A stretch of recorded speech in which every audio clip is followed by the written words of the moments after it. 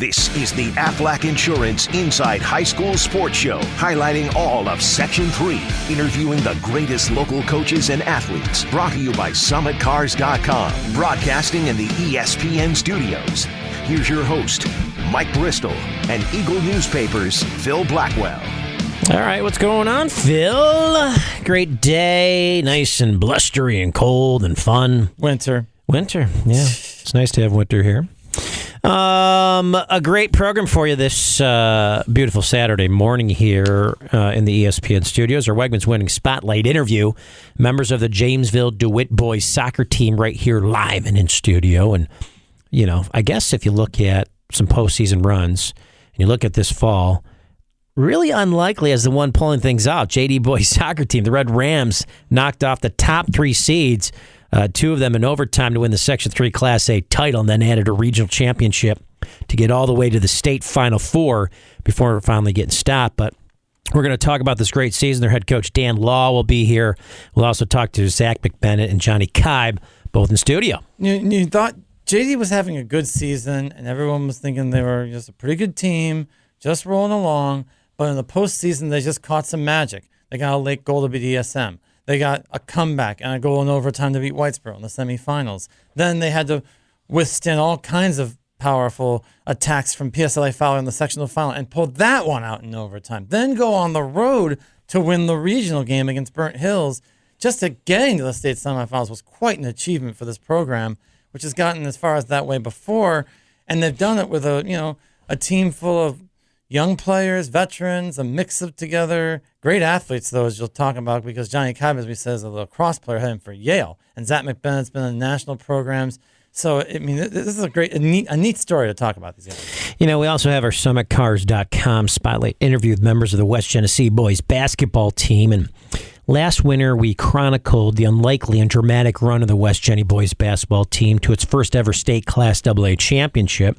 Now the next chapter is about to start with many of their top players back from, or for Fred Kent's Wildcats, as it opens up actually tonight against Utica Proctor in the Pepinos Invitational, which we actually didn't hear from them to promote. Eric they've been on there Cerrone and the crew at OCC, but he usually calls to still promote that. Well, I'll tell you that. There was a great event last night. They started it last night. Right. Lots of games up there. Well, we'll get into some of the games that have taken place already and the games today, but obviously West Genesee's in the nightcap tonight in terms of their first game of the season as we see what goes next. But this is a state championship team that brings back a lot. Well, they're bringing back Willamika, John Benson, Cam Jones, Adam Dzinski, all back here on that team. Yeah, and they'll be in our studio to talk about, the idea of not being the chaser, but the chased. Everyone's going to be coming after the Wildcats in a way that they haven't faced in a generation. So curious to see how it plays out. But I think they're quite eager to get started, having seen so many teams start this week already. So one more state championship was added to the Section 3 Fall Sports Ledger when West Hill girls volleyball team repeated in Class B after winning it all in 2018. The Warriors nearly made it, the whole round-robin portion of the state Final Four in Glens Falls, dropping 3 of its 4 sets before rallying to get the last 2 and then claiming a tiebreaker over Berth here. That was on November 24th, that championship. Swept Ardsley, 3 sets. A terrific job by this team. Frontline hitters, you got Sarah Galante. She was named the state tournament MVP. Sarah Schwartz, libero Gianna Liddy, both were named to the all-tournament team. So big congratulations, West Hill girls volleyball team. Well, they were in our studio back in October, and they were talking about the steps they were taking to try and repeat as state champions. They had a new coach, yes. They had different players in their key roles in some spots, but they proved just as dominant in the section. But we wonder what would happen when they got to the state level. And they almost did get tripped up in Glens Falls. The way they were able to hang in there. And most impressive was the fact of the way they turned it around against Ardsley in the state final, given that Ardsley had beaten them in the couple of sets of round-robin play. It showed that this team has turned a little bit into a dynasty, because if you can withstand the losses from last season, players like Martin and Gedney, and then do the same thing next year, awfully impressive. Very rare to get back-to-back state championships, but they pulled it off. The lone Section 3 football team to get a state championship game fell short of the ultimate prize. Carthage, playing in its first ever state final against defending champion Cornwall, jumped down in front 21-9, got 3 long touchdown passes from Nick Cavalier, still leading 27-23 in the fourth quarter. Then the Dragons took the lead for good on Amen Wood's fourth TD of the game. He finished with 234 yards on the ground. Held the Comets' attempt at 53-yard trying to get a field goal there. Casey Farrell was blocked. So Conwell was able to run out the clock and prevail 30-27. What a game. Yeah, great game. I mean, a great run by Carthage. Remember, they were dominant in the sectional playoffs, and we wondered if they can keep going. And, boy, they did keep going. They handled Union Endicott in the regional game. In the state semifinal against Canandaigua, they were able to wear that team down with their running game with Azah, who was probably as good a player in Central New York as anyone was this season. The numbers he put up, I think, were like 2,500 yards, 30 touchdowns. Wow, yeah. Just an incredible season for Azah. But they were able to contain him, keep him from big runs. The reason why Carthage was in that game was because they pulled off big pass plays, and they were able to take that lead, but they couldn't quite sustain it, and Cornwall did enough, just enough, to repeat as state champions and deny, but it was still the finest season in Carthage football history, all the way to the state final for the first time. So congratulations to Josh Kaufman and the Comets. Two other Section 3 volleyball teams got close to state championships. On the girls' side in Class AA, Baldwinsville won 4 of 6 sets in the round-robin play at Glens Falls to make its way to this championship against Long Island Power Conocoit. Thunderbirds proved too much, obviously. Also in Division 2, we're going to talk about boys volleyball at Albany Capital Center. JD made it its way to the state championship match for the first time, only to get overwhelmed by Section 6's Grand Island in a 3-set sweep there for the first ever championship for the Vikings. They're actually located near Niagara Falls, if anybody wants to know. But yeah, Grand Island. Phil Blackwell territory. Yeah, very much. I know of the Grand Island Vikings. I mean, they live in a place where you've got to cross a bridge and pay a toll just to get anywhere in Grand Island. I'm telling you, that's got to annoy the heck out of you. But in the meantime, what a run by JD Volleyball. They had to survive quite the 5-set regional match against Burnt Hills in the regionals after they won the sectional title over Oswego, just to get to the 3-team round robin. And then they got those first 2 crucial sets in the round robin to get to the finals, but Grand Island was clever. Grand Island lost to JD in the round robin, but they sat all their starters. Once they got out there, they were dominant, and they were just too much for JD to handle, but still an amazing run. And back to Baldwinsville's volleyball. That was an impressive season, given that so many they had that perfect mix of senior stars like McClintock and people like that, and younger players like Wilbur and Garvey, who will come back next season. They just ran into a Conocoit team that won its 3rd state title in 5 years and just had too much power for them. But an amazing run for Baldwinsville, their furthest run since their 2 state titles earlier this decade. Still a dynasty, though. I love it. Cross-country teams from FM have once again earned spots in the last race of the season. Last weekend's Nike New York Northeast Regionals at Bowden Park. The Girl Hornets held off Saratoga Springs by 2 points, 47-49, while on the boys' side, FM got away from runner-up Burnt Hills by having Peyton Guerra win the invitational race in the time of 15:47.1. The Hornets now make their way to the annual trip to Portland, Oregon for today's Nike Cross Nationals. The girls seeking a 12th victory in this event, and the boys a 2nd title. So, also, they were joined by Liverpool's Jenna Schultz. We got to talk about the Tully's Brooke Robber. Of course, we talked a lot about them, each of whom recorded top 5 individual finishes at the regional race in order to advance to Portland. Yeah, I mean, with FM, the girls knew this season this would be a challenge because Saratoga Springs had beaten them actually in the Section 3 championships in 2018. They won the rematch up in the snow at Plattsburgh a few weeks ago.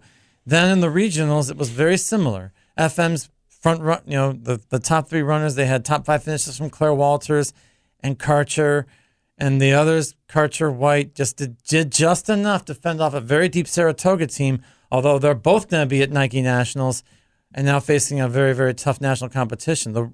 The predictions are saying that the FM girls might have a better chance at the national honors than the FM boys who are facing really tough competition. But the FM boys were dominant in the state.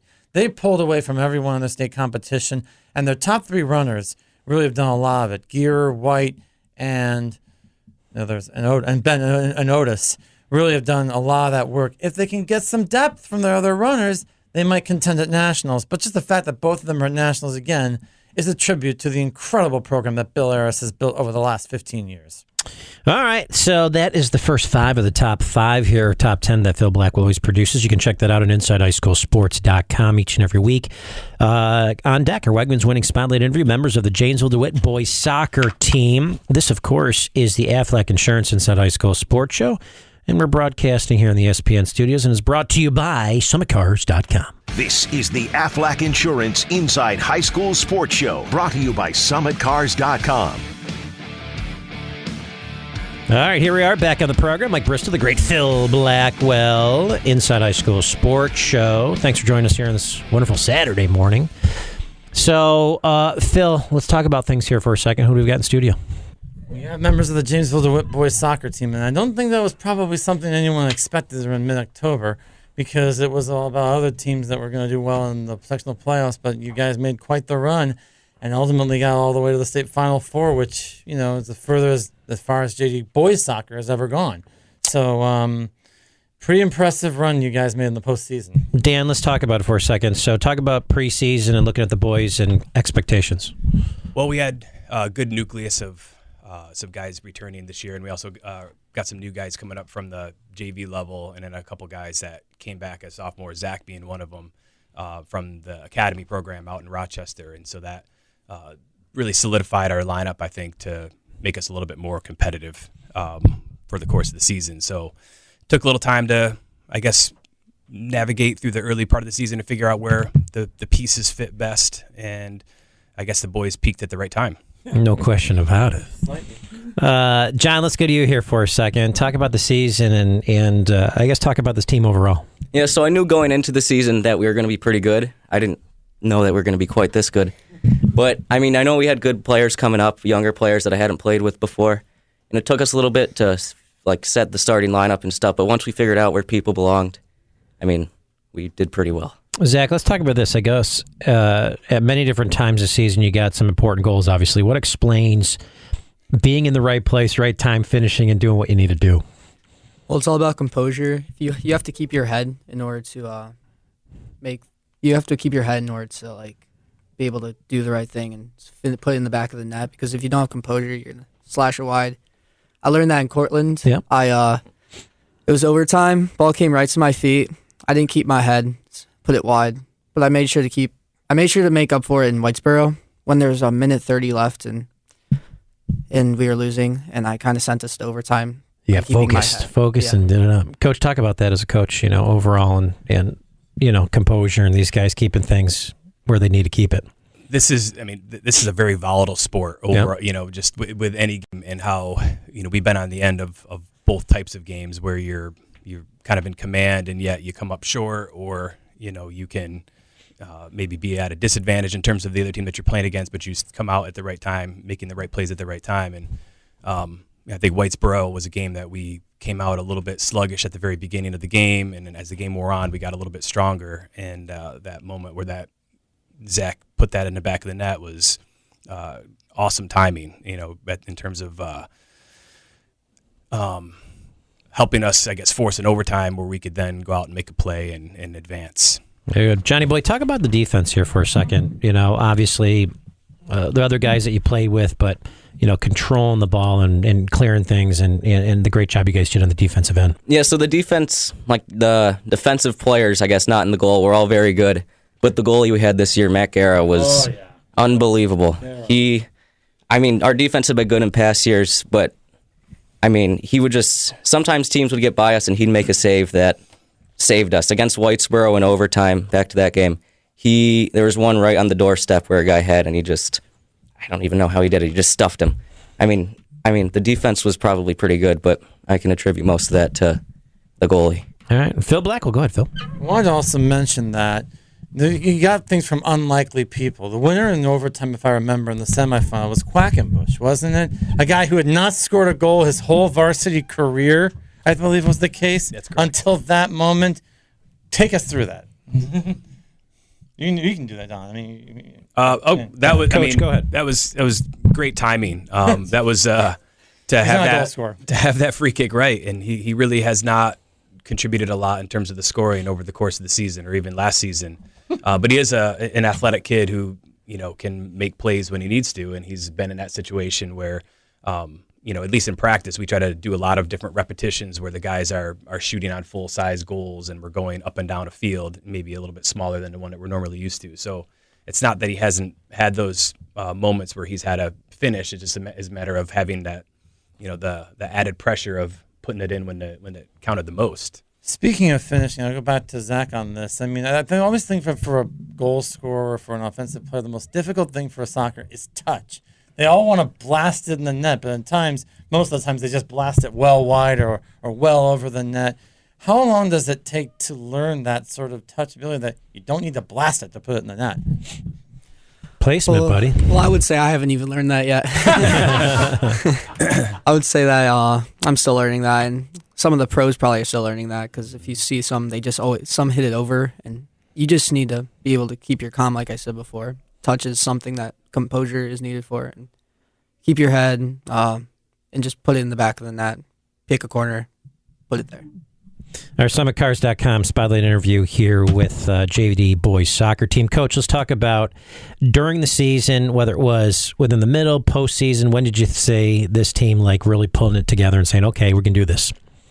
I guess we had a couple back-to-back losses. I think that galvanized the team a little bit more when we talked about the how finite a season can be, especially when you get to that part of the season where you're just trying to qualify and then hopefully advance. But we talked about what we needed to do, I guess, moving forward. Those are probably two of our worst games that we played, collectively in terms of 80 minutes. And even despite that, it was a 2-0 loss to ESM, and it was a 2-3 loss against Fowler.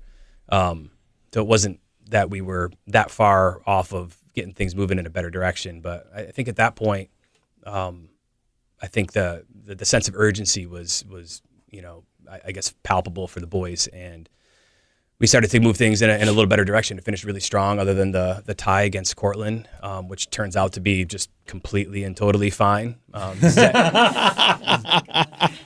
We talked about that 6 seed, and it's just kind of interesting to see that Fulton. I think we talked about this before the season. Fulton last year was a 6 seed and advanced, and Fulton won the sectional title last year. That's right. So, yeah, that's right. So it really, I think everything triangulated nicely. You never really know that in the moment. You kind of looked at, I think it was our big coaches versus cancer game against Cortland, and we were a little disappointed. But in the long run, it worked out fine. That's good. You got one, Phil? Now we go back to the Fowler. You lost those games, but the teams you eventually beat in the playoffs, ESM, and then Fowler in the sectional final.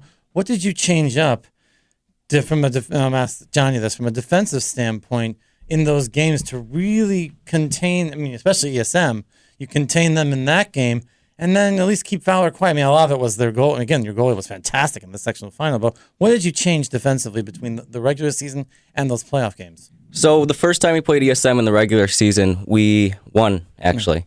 So it was a 1-0 victory. And going into the season, we had a pretty good idea of what ESM had because we played most of them before.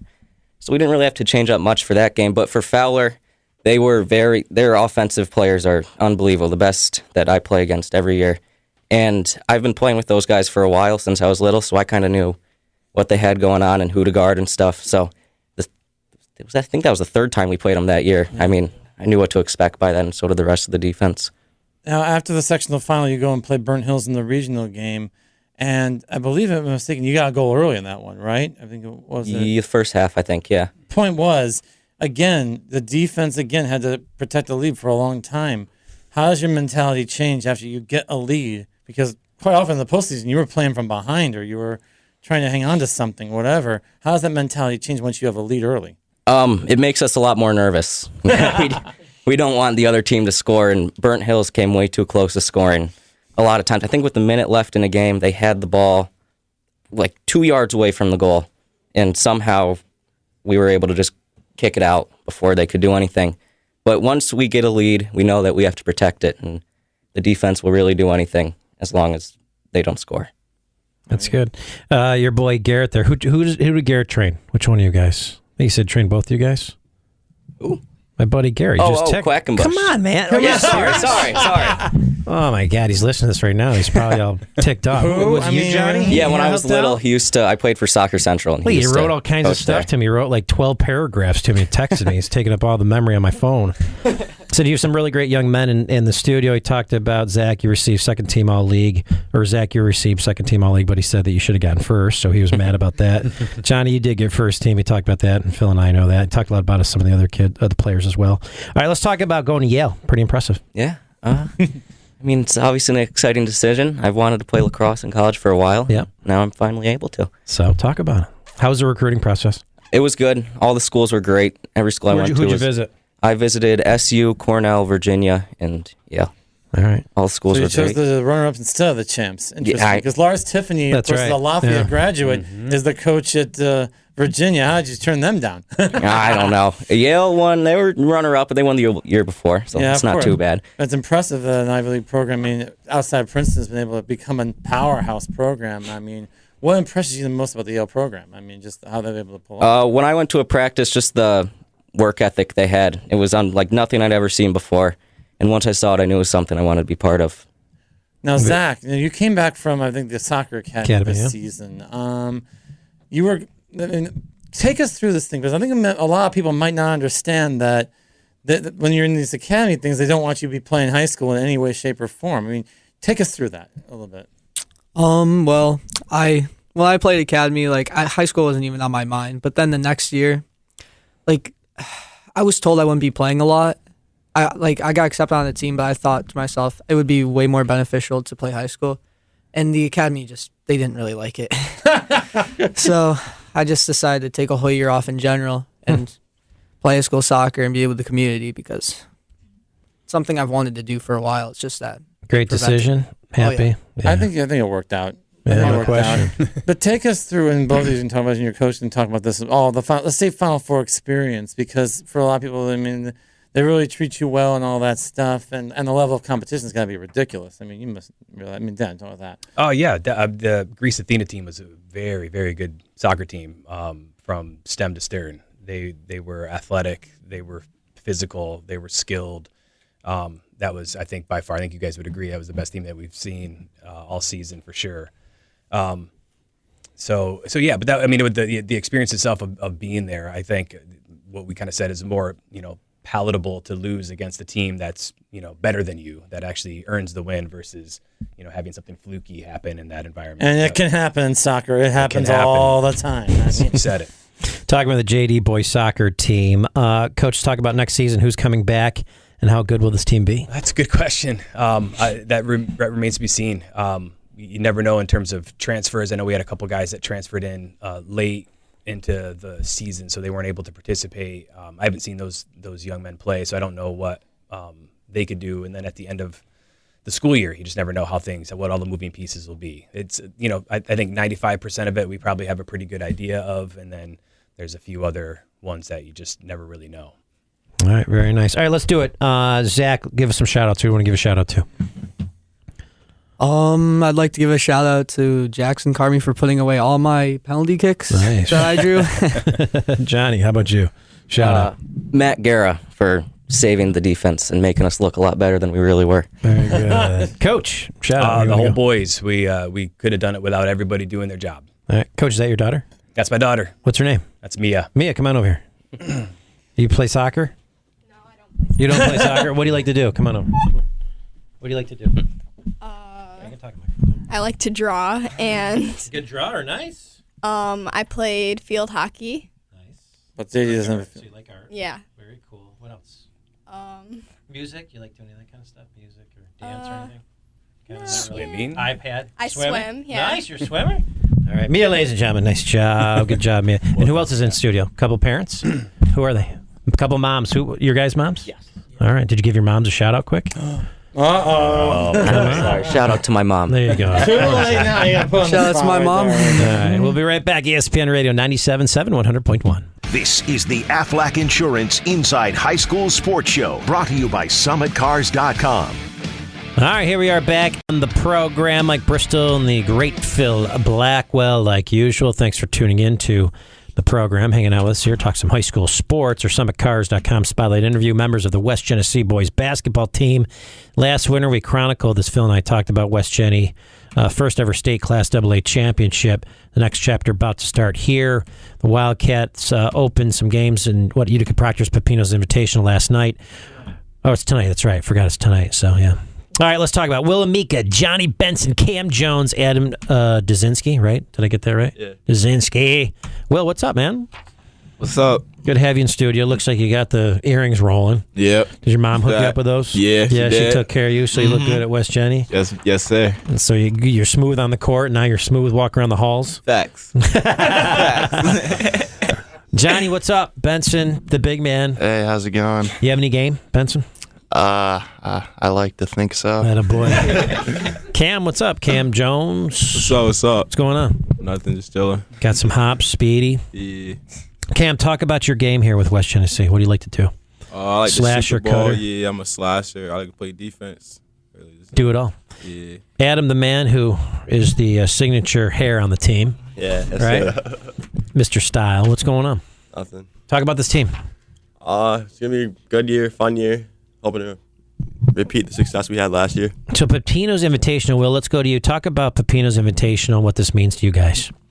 It's we play in this tournament every year, and it's just a fun time every year. We always have a good crowd and just have fun. All right.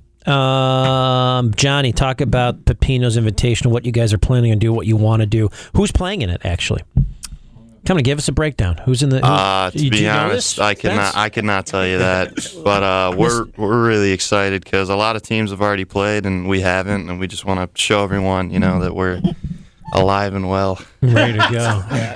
Phil, give me the breakdown with the Pepino's Classic. Yeah, here we've for a had second. a bunch of games last night, and a lot of games that took place. I mean, for example, Bishop Ludden defeats Liverpool, and JD holds off CBA in a pretty wild game over there. Marcellus, your alma mater, knocked off ITC. ESM. That's right, the Mustangs. Beat Syracuse Academy of Science. Henniger ran into a very, very good U-Prep team from Rochester who handled them pretty well. But and also Baldwinsville defeated Central Square. Finished 2-1 week. Baldwinsville is J.J. Starling. We'll talk about him much later in the program. A sophomore who's getting looked at from everyone across the country for good reason because he's pretty spectacular.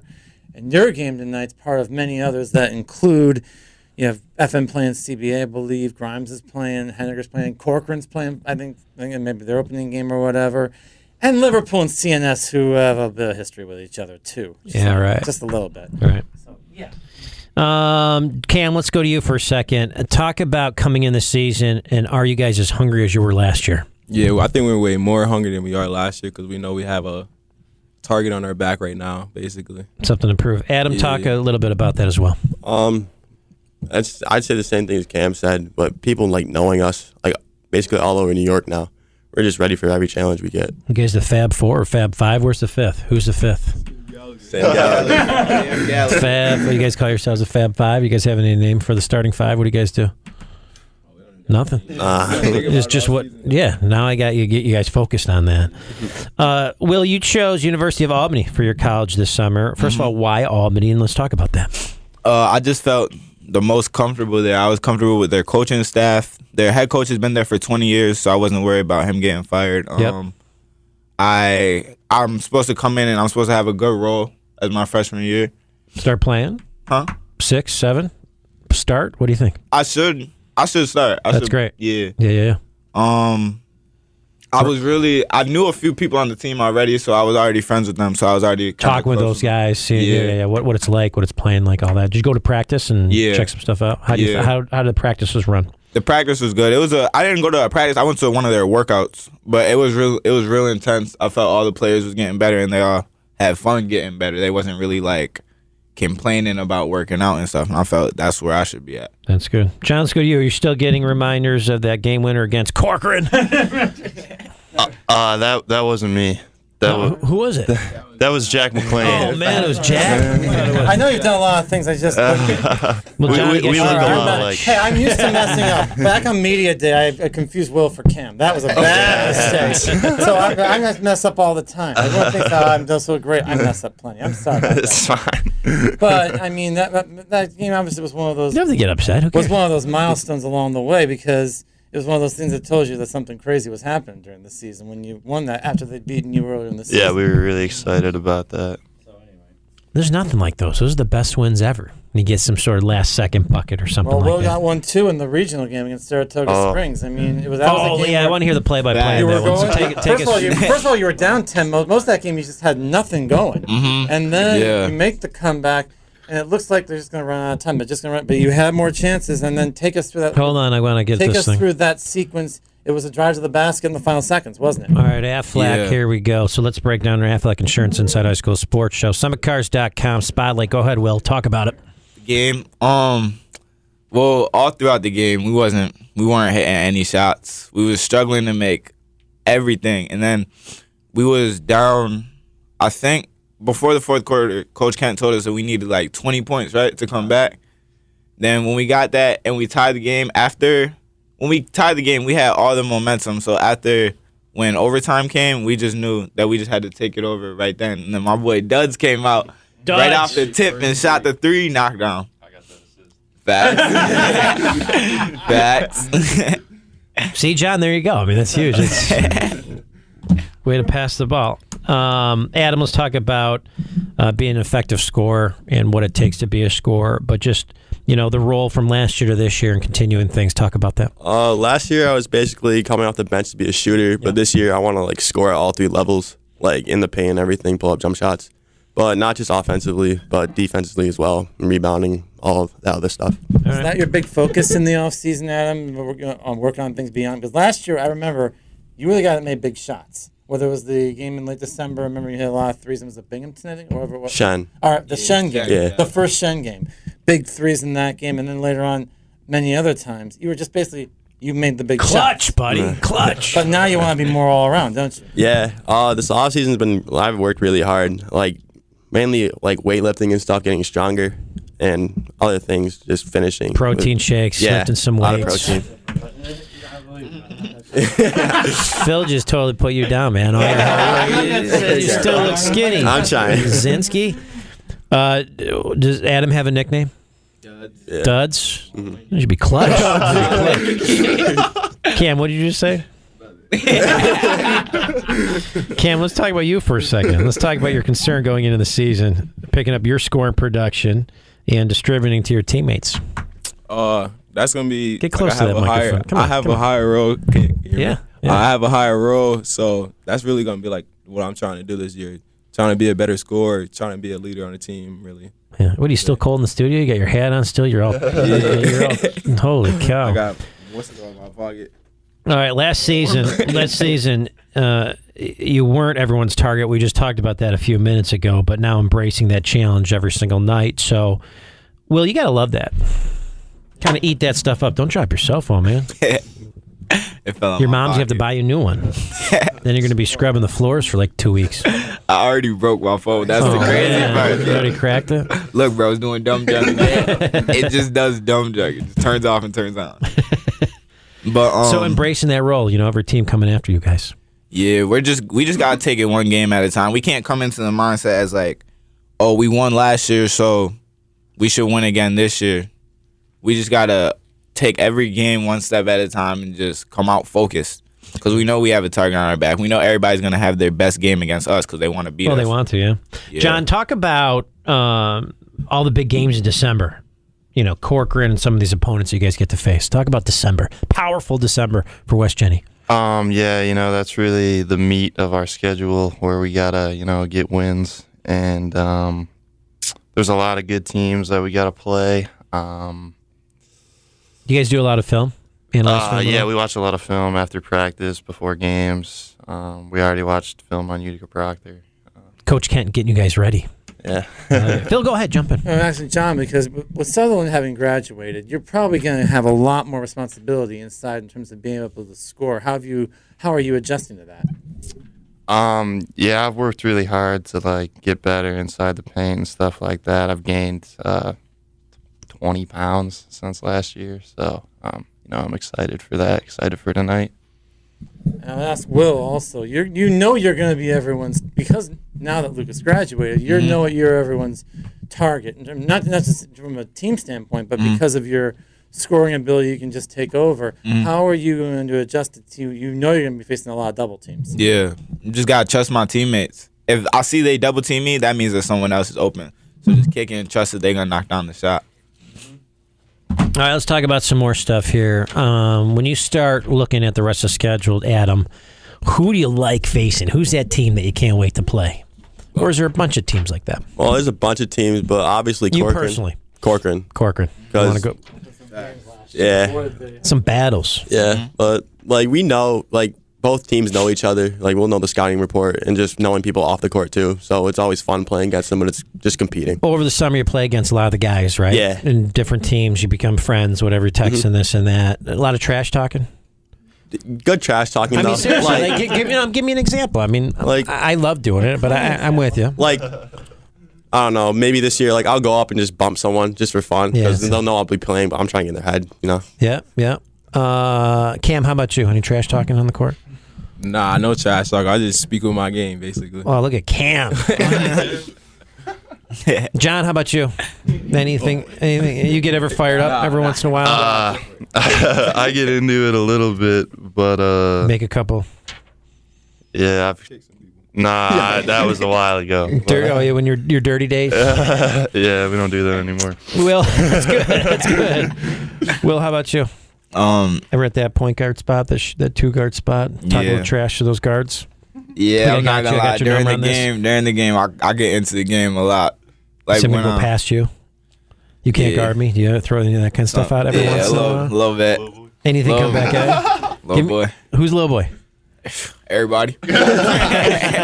Doesn't matter who. So, nah, John could be a little boy. It don't matter. All right, let's do some shout outs. Cam. No, we don't want to talk about Cam. Will, you go first. Who do you want to give a shout out to?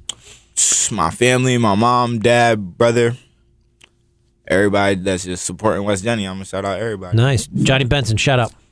My dad, mom, 2 sisters, and Coach Kent. Nice. Cam, Shout how out about you? Coach Kent. Yeah, Shout out Luke Sutherland, Christian Rossi, everybody who's on the team last year, Tyler Cook, everybody. Shout out all of them. I like it. Lucas last year state final. He was talking to me. He's like, hey, is this fun? I'm like, yeah. I was kind of shocked because it's like, it's the state final. You should be focused on the game, not what I'm thinking. But hey, worked.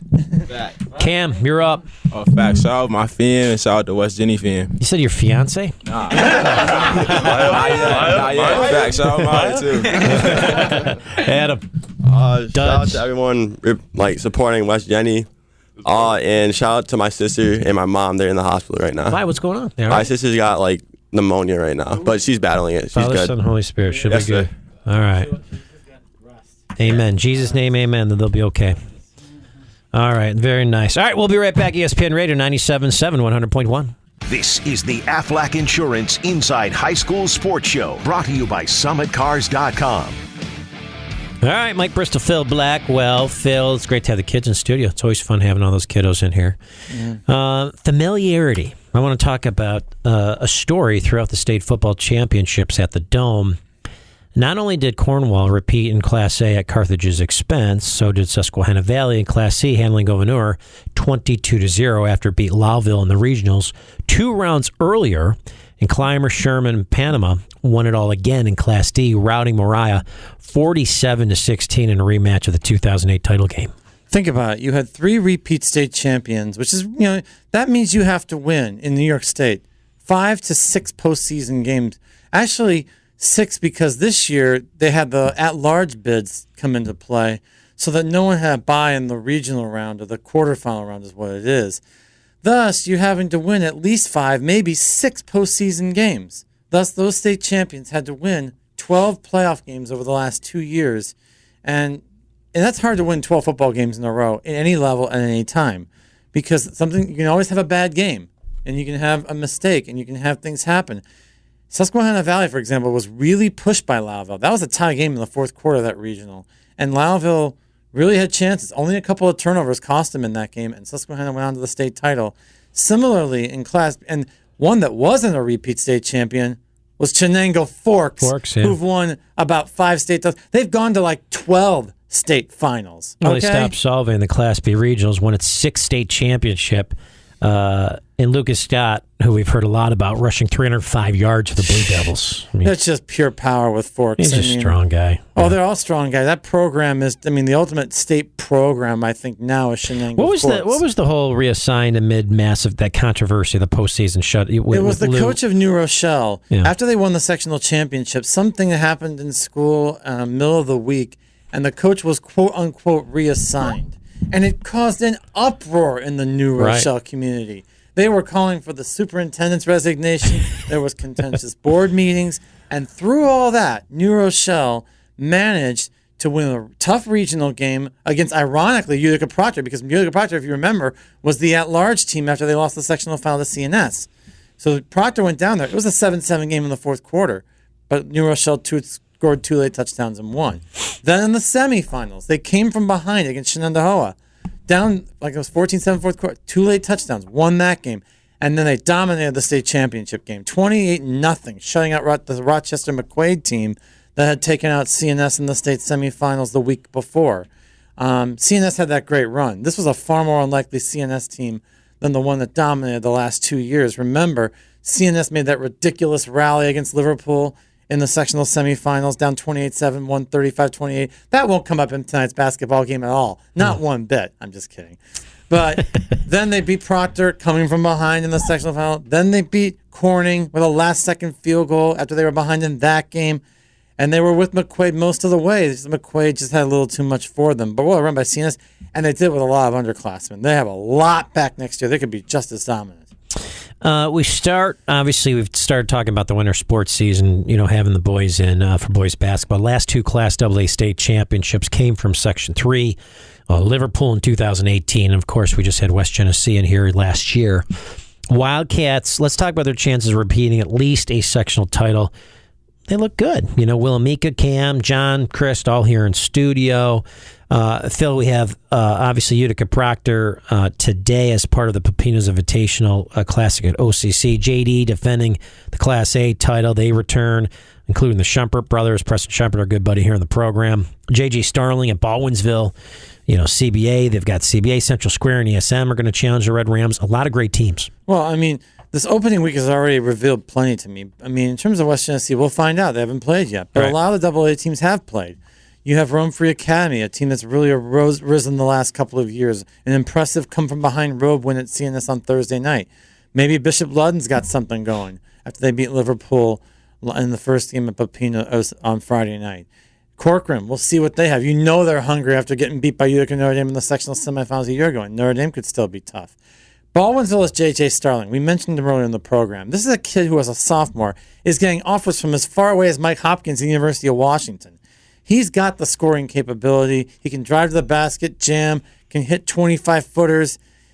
But Baldwinsville seems better off when he's scoring about 25 points because that means other guys are getting involved. In the 2 games they won this week, he scored 25, 26 points. Other guys like Dan Fabrizio helped them when they beat JD and they beat Central Square last night. But they lost to New Hartford Thursday when Starling scored 35. If he's doing too much, that means teams want him to do too much and they shut everyone else down. In AA basketball, you need more than one guy, as we saw last year with West Genesee when they had 2 go-to guys with Sutherland and Amika. It's interesting how Amika is going to be taking everyone's best shot this season. There is no shortage of good AA basketball around here, that's for sure. Loudville, Phil, we should talk about, helped change the balance of power here in Class B boys basketball last winter, nearly winning the state title before, obviously, Joe Girard and Glenn Spall stopped them. The Red Rams bring back Ched Bach and the McCauley brothers. West Hill and Skaneateles looking good. Obviously, expectations might be, I guess, a bit more modest here for reigning state Class C champion Cooperstown. Jack Lambert, who... oh my gosh, all the memorable efforts that he did through 2018, 2019 has graduated. So let's talk about Weedsport, Utica Academy of Science. Class D, you got McGraw and DeRouter, Hamilton. A bunch of great challengers, a bunch of great basketball teams. It's going to be interesting with Lava because, like I said, like with West Genesee, like with JD, for a team that, won so much last year, they've got so much back. And remember, Bach and the McCauley brothers were a big part of that Loudville football team that won the sectional championship back in the fall. Yep. Just great athletes.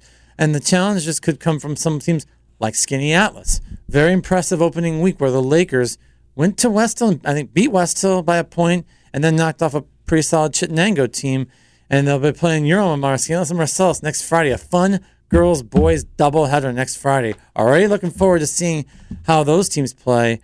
But Loudville's going to be, it'll be tough for Cooperstown to replace Jack Lambert. Remember, Lambert had something like 50-some points in that state semifinal 3 overtime game last year. And then how they came back and won the state title the next day after being was supposedly exhausted. That's something that'll be easy. Well, that Cooperstown fans will long remember. And the rest of the, I think, is wide open. Lots of good teams coming back there. Another thing I wanted to mention here is we kind of, covering obviously through boys basketball, but we should, touch a little bit here, Phil, on girls hoops. West Genesee's quest for a fourth straight sectional Class AA title will be difficult without Mackenzie and Madison Smith. CNS returning most of its top players, Jessica Cook. Jamesville-DeWitt has all 5 starters back from last year's state Final Four side. Remains one of the, the one everyone obviously seems to be chasing here, Class A. Class B defending champion South Jeff saw just 2 players graduate in 18 and 19. Syracuse Academy Science returning all of its top players, all in girls hoops. Cooperstown again finds itself defending the section Class C championship, always a powerhouse. Class D, everyone's going to be looking to knock off Copenhagen here in girls hoops. So, who actually just 2 of its top players graduate. So Copenhagen's off to a very, very strong start again. They had like a 72-12 victory last night. I mean, I think they're still going to be the team everyone's chasing in the D ranks. And Cooperstown, they'll get challenged in the Center State Conference from teams like Little Falls. And, there'll be a strong team at Weedsport, I think, as well. And then South Jefferson, I mean, the beat goes on with that Spartans program. With so little turnover, they're going to be, again, I think the team everyone's chasing. But there could be a lot of different challenges, like Oneida, who went to West Hill and won last night. Very impressive opening. And Marcellus, your alma mater, won a tournament in Burnt Hills last week. Right. And then won again this week. They're playing General Brown today. They're already off to a 3-0 start. Look out for the Mustangs in there. And the A's, the thing with JD having everyone back, they're testing themselves this weekend. They and CNS are going to the Albany area to play Shenendehowa and Averill Park and play this weekend for their opening games. Plenty of tests for them. JD will be playing in a tournament in Brooklyn, I think, in January. CNS, for example, is playing in a tournament in Arizona in December against 4 national teams. Wow. Part of a Nike sort of thing. And they're playing 4 different games down there. And as for West Jenny, yeah, they lost the Smith sisters, but they're already 3-0, the Wildcats.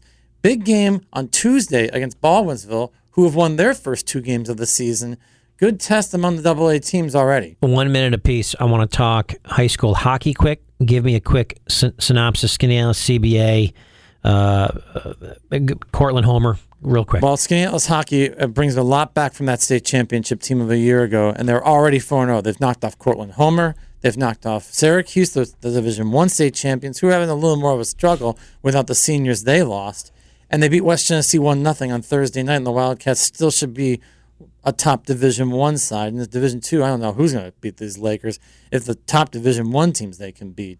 So, it's going to be a fun watch all winter. See, not just that they can win these games, but maybe they can run the table. Who knows? I mean, real quick, Fulton had a sweep in wrestling. I want to talk wrestling here for a second. Fulton had a sweep of CNS and Dryden. Obviously, the Wrestling Hall of Fame, Mike Connors, coached the Red Raiders 25 years, more than 500 wins, including 18 sectional dual meet titles. Mount Markham was victorious after 4 others. A busy week coming up here. Let's talk about it. Yeah, a lot of wrestling tournaments taking place this weekend. The Marino Invitational, APW and Pulaski are having duels. The Anderson tournaments at CNS. JDCBA is hosting a duels for the first time on, and that's just today. Right. We're already really neck deep into the wrestling season. There will be again in late January, I believe, the sectional dual meet, and then a state dual meet up at SRC Arena leading to February, and again, sectional regional championships here, and then the state championships in Albany. But a busy, busy schedule already underway. Also, bowling's underway. Boys swimming is underway. Good wins early by Liverpool over CNS, Baldwinsville over JDCBA. Those teams should be very strong again. So everything's underway quickly. All right, Mike Bristol and the great Phil Blackwell, thank you for tuning in to the Aflac Insurance Inside High School Sports Show. Be sure if you need some insurance, contact Aflac. Phil, thanks for supporting the Army with your sweet hat. I love it. And we're going to see you next week. What's up next week, real quick? 10 seconds. Lots of guests. Nice. Really solid. All right, we'll see you next week. Aflac Insurance Inside High School Sports Show, and broadcasting on the ESPN studios and presented by SummitCars.com. See you next week. Cars.com. See you next week. Cars.com. See you next week. Cars.com. See you next week. Cars.com. See you next week. Cars.com. See